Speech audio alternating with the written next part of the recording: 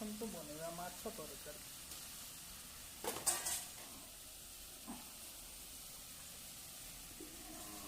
माछ नब पियाज नब माछ भले कि भाजीदेव भाजी देलापर नाली होला पर काढ़ीदेव काढ़ी दे मसला कषि मसला भले कषेगला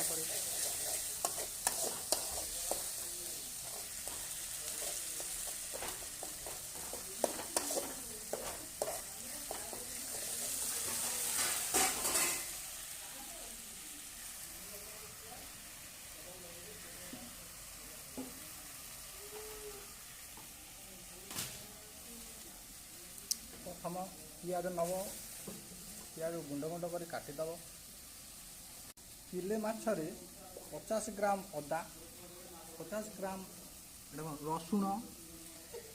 250 ग्राम पियाज आलू छोट छोट कर काटिदेव जो अनुसार काटा था सीझे भल कि माछ काटिकी बढ़िया भाव भाजीदेव बढ़िया भाव। चलतु देखिया मसला पियाज कटा आ मसला कषा दिन 5 मिनट मसला कषा आरम्भ होगा टिके टिके टिके पानी दौथ पानी देले सीझे भल हम जोर पानी दबनी पानी हाइज सोरिष टे पकई देव सोरिष जीरा सोरिष गोटा चामच जीरा गोटा चामच आउ फिश मसला पकईले बहुत सुंदर लगे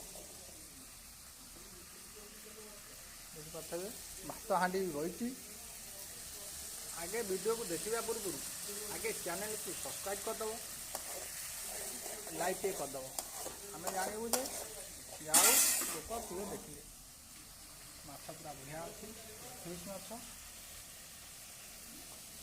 रसुण अदा पियाज आलू माछ देखिए पूरा लाल गुलुल हो गले तापर कौन कर आलूटा नहीं कि ढाली दब खाली देखिए